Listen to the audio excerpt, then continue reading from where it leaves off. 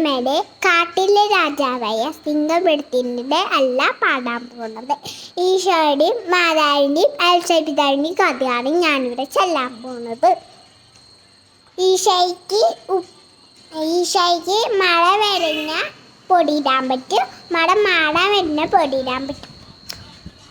പിന്നെ മാതാവിൻ്റെ കയ്യിൽ കുറേ മാതാവിങ്ങനെ ഉണ്ടാവും. അപ്പം മാതാവിൻ്റെ കയ്യിൽ ഇങ്ങനെ ഏഞ്ചലിങ്ങനെ കുറേ ഉണ്ടാവും. മാതാവ് ഇങ്ങനെ ഏഞ്ചലിങ്ങനെ ഒരെണ്ണം എടുത്തിട്ട് ഇവിടെ ഇങ്ങനെ വെക്കും. വെച്ചിട്ട് ഇങ്ങനെ പറന്ന് പോവും.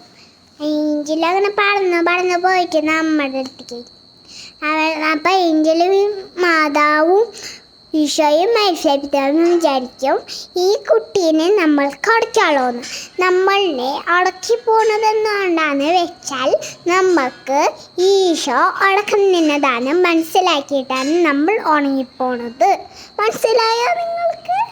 സാത്താമ്മയുടെ ഒന്നും നിങ്ങൾക്ക് ഉണങ്ങാൻ പറ്റൂല എന്നർത്ഥം. മനസ്സിലായോ? ബൈ.